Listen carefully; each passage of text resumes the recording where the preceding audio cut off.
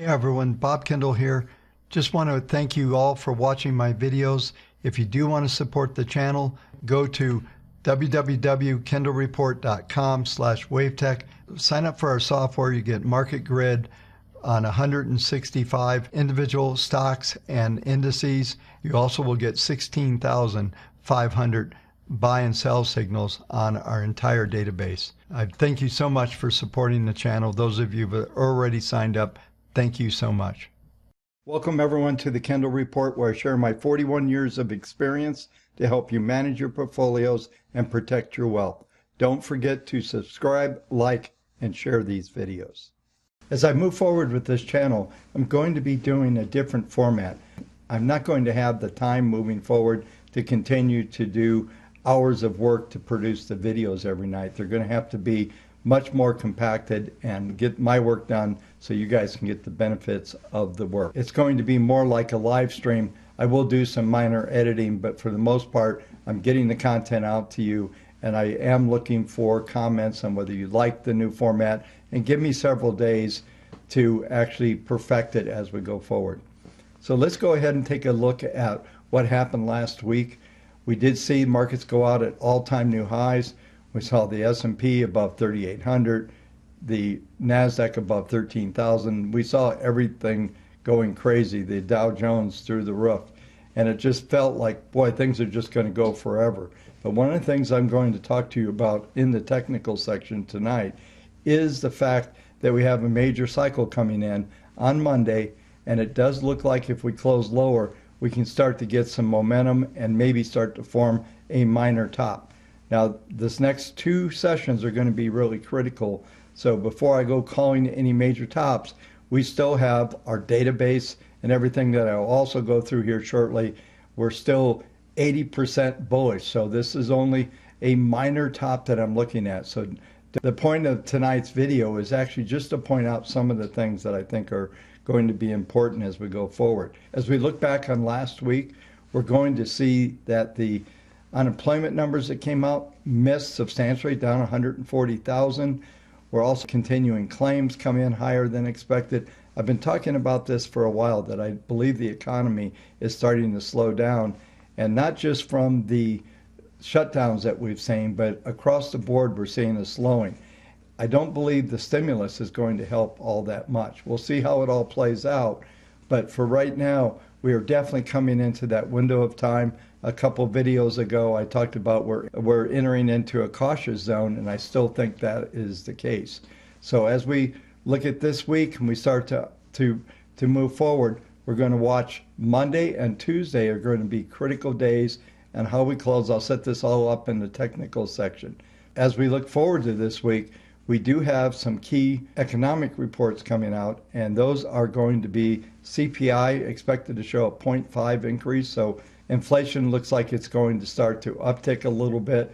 We were at 0.2 last month, and so we're seeing the same thing on PPI that's expected to come out on Friday.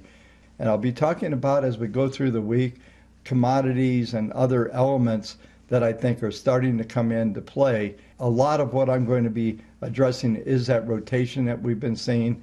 We know that the mid cap and the small cap and even the value stocks are starting to rotate back in. So if you're a WaveTech subscriber, make sure that you look at the new screens that are out. There's some interesting things that are starting to come out there as well. We'll probably cover that on Tuesday's WaveTech training meeting. As we set up this week, we'll have the employment claims on Thursday, expect to show at about 800,000. Last week, the continuing claims came in a bit lower, and I do expect to see that these things are going to continue to downtick. Now, as I just mentioned, the overall configuration in the economy is starting to slow down. The reason for the continuing claims is that folks are just giving up. They're running out of unemployment. There's other things that go on. The forbearance and other elements are going to start to come into play in this economy. So as we set up the week, I'm expecting to see some consolidation here, possibility of a minor top. Maybe it turns out to be something bigger. We never know where the actual top in this market is going to come from. Predicting that would be silly right now, especially with our database configured like it is. Let's go ahead and take a look at the charts and see what they're telling us for Monday.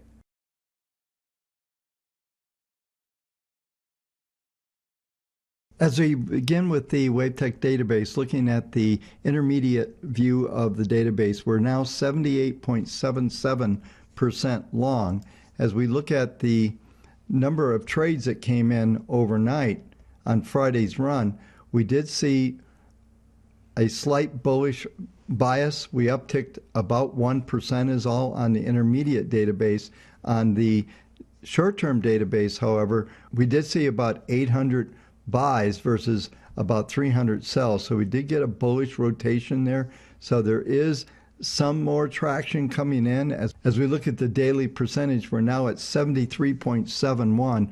We basically have peaked out on the daily database, and I don't see us actually getting into any kind of big liquidation here. But there are some critical numbers that I'll be watching. The 62% level will be critical.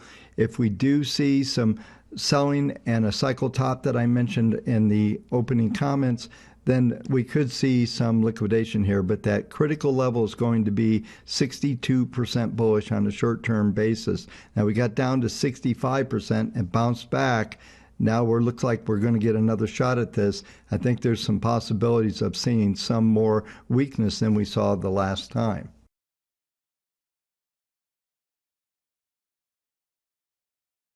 As we take a look at the daily E-minis or the S&P futures, we're seeing them down 24.25 handles overnight, and we're starting to print down to some critical levels, which are coming into the S2 number, which is 3784.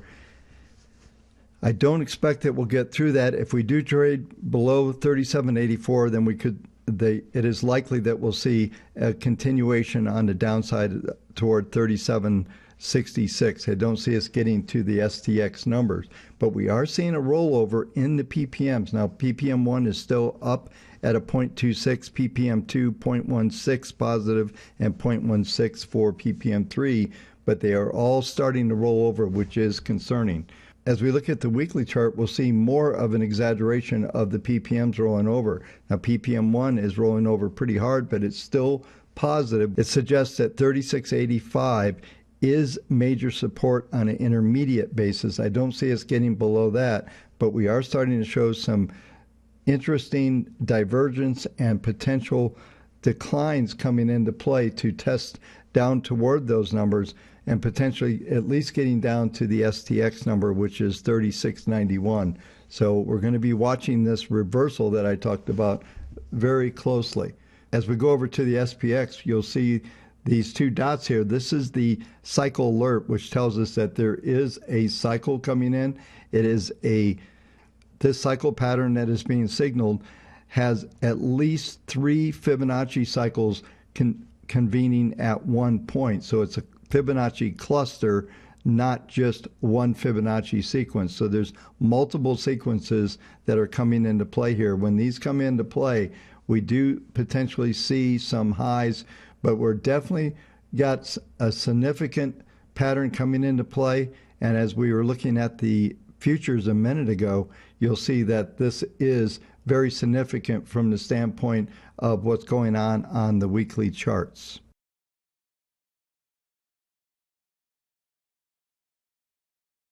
The next market I'll cover is the NASDAQ futures.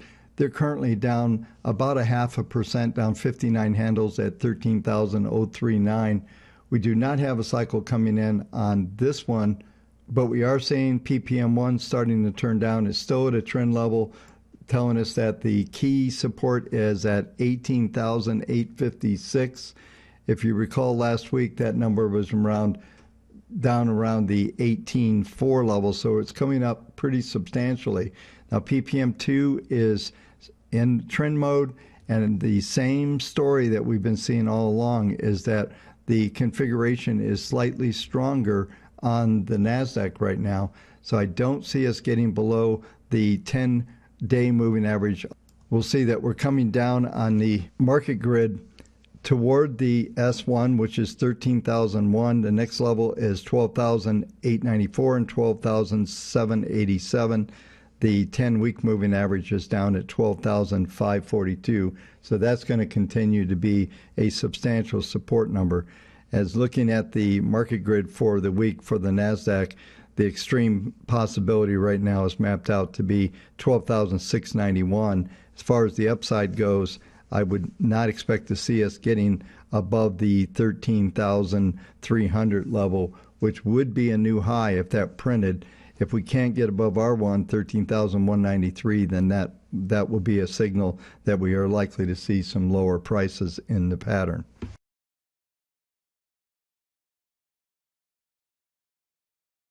The next market I'm going to cover tonight is the 10-year Treasuries, and I continue to expect to see the Treasuries move up toward the 1.2 level. I mentioned this in the live stream last week, and I continue to see this thing moving higher. We're looking at the PPMs just accelerating. This is the weekly 10-year, and I expect to see this thing actually move up ultimately toward the 165 to 175 level. Now, most people don't think rates are going to go that high. I think they will, and it has everything to do with the yield curve that I've talked quite a bit about, and primarily looking at the 5/10s. As you can see, this thing is accelerated to the highest level that it has been throughout this entire sequence. So going back to March 9th, which was where the Fed announced all of the things that they're going to be doing. But the 10-year, make no mistake, is going much higher. We go over and look at the monthly chart quickly, and we'll see that we do have some resistance at this 21-week moving average, which is that 1.22 level. PPM1 is just skyrocketing. The worst case is that the 10-year will be locked between the 122 and the 0.87 level. So I don't see the markets going a lot lower. I don't see this market going much higher than that, and be lucky if we get much under 0.95 at this point in time.